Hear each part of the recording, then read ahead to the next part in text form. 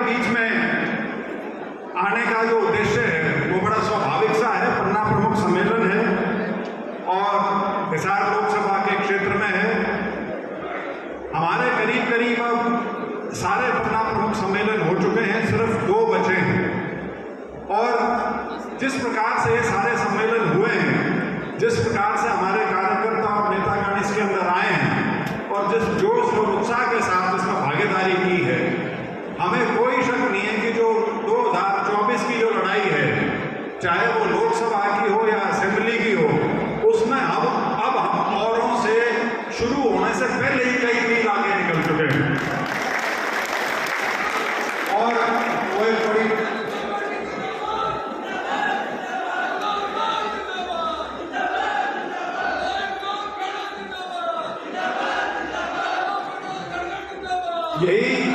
यही जोश है जो किसी भी पार्टी की स्थिति क्या है उसका सही पैमाना होता है। बैठ जाओ ध्यान जगह अंदर, हालांकि जगह में तो दिख तो भाई नहीं रही, खड़ा ही रहना पड़ेगा तुमको। तो जैसा कि मनीष ग्रोवर जी ने बड़े विस्तार से बताया पन्ना प्रमुख सम्मेलन के बारे में, मैं इसके साथ ये भी जोड़ना चाहूंगा कि इस समय पूरे देश में हमारी जो भारतीय जनता पार्टी की सरकार है, आदरणीय प्रधानमंत्री नरेंद्र मोदी जी के नेतृत्व में, उसके 9 साल पूरे होने के उपलक्ष्य में पूरे 1 महीने का एक आयोजन ये पूरे देश में किया गया है, जिसमें अलग अलग तरीके से लोगों के बीच जाने की, लोगों के बीच पहुंचने की और जो 9 साल की उपलब्धियां हैं उनको दोबारा से लोगों को याद दिलाने की बात की जा रही है। ग्रोवर जी ने बड़े विस्तार से उल्लेख किया कि क्या हमारी उपलब्धियां रही।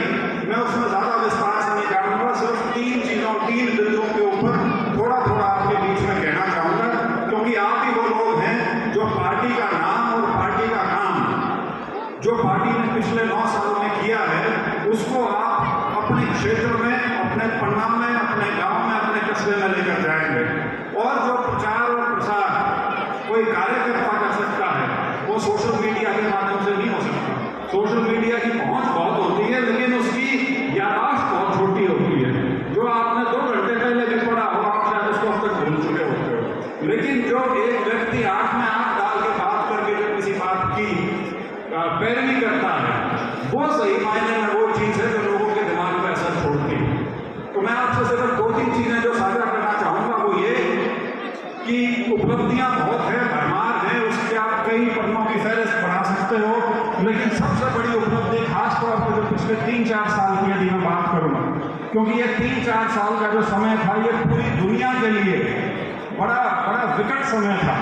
इसमें कोरोना की महामारी ने पूरी दुनिया को त्रस्त किया और उसके बाद वो खत्म भी नहीं हुआ था कि दुनिया में एक और बहुत बड़ी घटना हुई, रूस और यूक्रेन की जो लड़ाई शुरू होगी, जिससे पूरी दुनिया का जो मैं क्या कहूँगा अर्थव्यवस्था कह लीजिए, क्योंकि उससे कृषि भी बहुत करीबी जुड़ी हुई है और उसके साथ जो ये तेल का मसला है ये भी बहुत बड़ा जुड़ा हुआ है। इससे पूरी दुनिया जो है अस्त व्यस्त होगी। उसकी सारी जो अर्थव्यवस्था थी उनको समझ में नहीं आया कि इससे हम जूझे कैसे। एक ऐसी स्थिति में आज के दिन भारत वाहिद ऐसा देश है पूरी दुनिया में, शायद चीन के अलावा, जो बिल्कुल मजबूती के साथ और अपनी अर्थव्यवस्था की जो सेहत है उसको बनाए हुए आज के दिन खड़ा है। और अभी कुछ दिन पहले जो 2022-23 का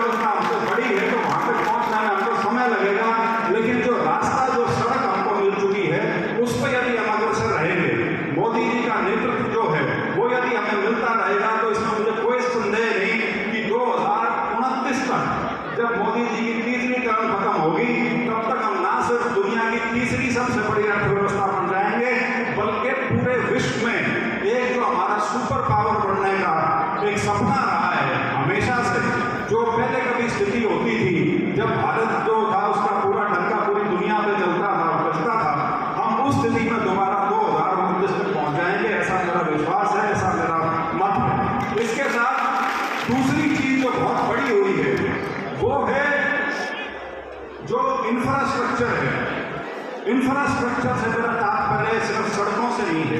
इंफ्रास्ट्रक्चर में रेलवे भी आता है, इंफ्रास्ट्रक्चर में ये जो पोर्ट होते हैं, जो समुद्री जहाजों वाला जहाँ काम चलता है वो भी आता है, इसमें जो एयरपोर्ट है वो आते हैं, इसमें जो बिजली की व्यवस्था है वो आती है, इसमें जो इतने बड़े बड़े प्लांट लगते हैं वो सारे भी आते हैं। हमारा जो इंफ्रास्ट्रक्चर में इस समय जो मजबूती है वो एक ऐसी चीज है जो देश को सही मायने में आगे लेकर जाएगी। आप लोग सब यहाँ रहने वाले हैं, कभी किसी ने आज से 20-25 साल पहले कल्पना की थी कि इस प्रकार के हाईवे हम कभी देख पाएंगे, इस प्रकार के फ्लाईओवर हम कभी देख पाएंगे।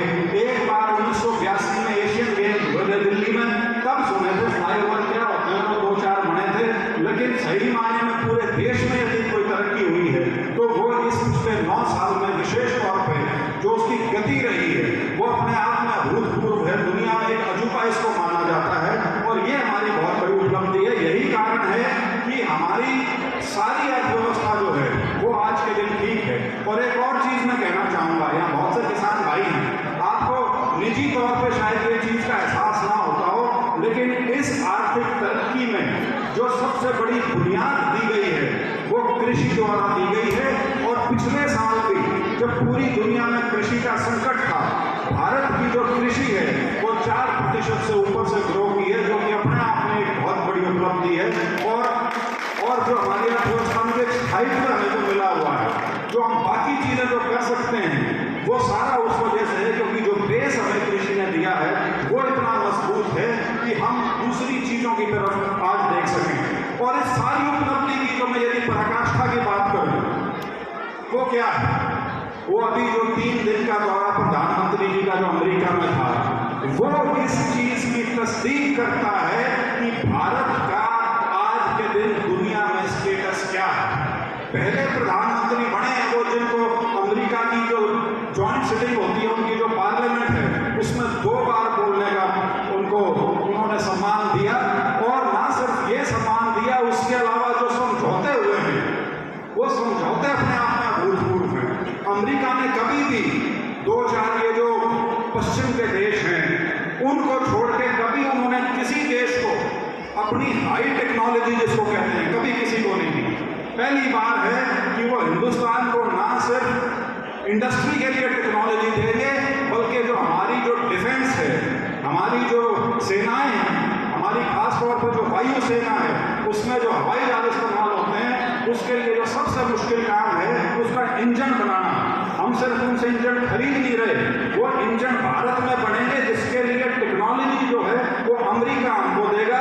ये इस बात का संकेतक है कि अमेरिका ने ये मान लिया है कि यदि दुनिया में संतुलन बनाए रखना है, यदि चीन की दादागिरी से अगर कोई इस पूरे विश्व को बचा सकता है, उसके आगे खड़ा हो सकता है, जिसके पास क्षमता है, चाहे आबादी के हिसाब से हो या साइज के हिसाब से हो या नियत के हिसाब से हो, यदि वो क्षमता किसी में है तो वो सिर्फ और सिर्फ भारत में है।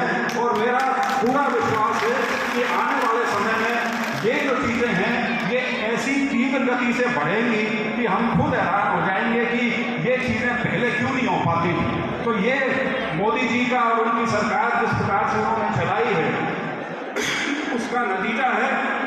और मैं अंत में अपनी बात आपको एक न्योता देकर खत्म करना चाहूंगा। हालांकि न्योता नहीं है, ये आपकी जिम्मेवारी है। आप पन्ना प्रमुख हैं, आप भीड़ नहीं है। तो न्योता ये है कि ये जो सारी जो महासंपर्क अभियान जो चल रहा है इसकी जो अंतिम कड़ी हिसार लोकसभा क्षेत्र में है वो 30 तारीख को एक रैली के रूप में समापन उसका होगा और वो बरवाला में आयोजित की जाएगी। तो ना सिर्फ आप सबको उसमें आना है क्योंकि आपकी तो जिम्मेवारी है, आपको पार्टी के कार्यकर्ता हो, पार्टी के पन्ना प्रमुख हो, वो सिर्फ आपकी जिम्मेवारी आपके आने की नहीं, आपने आपके जो 60 नाम है उस पन्ने में उसमें से कुछ लोगों को अपने साथ लेके आना है। बाकी मैं ध्याना जी को कह रहा था, मैंने कहा अगर पता होता आप इतना बड़ा सम्मेलन यहाँ करोगे तो इसी को लोकसभा की रैली की सरकार लेके और काम कर लेते अपना। लेकिन मेरी अध्यक्ष से बात हो रही थी कि आपके मेरी अध्यक्ष जी से बात हो रही थी और बड़ी दिलचस्प चीज है कि कल 25 तारीख को एक दिन के अंदर 3 लोकसभा क्षेत्रों के कार्यक्रम हैं, फरीदाबाद, गुड़गांव और उसके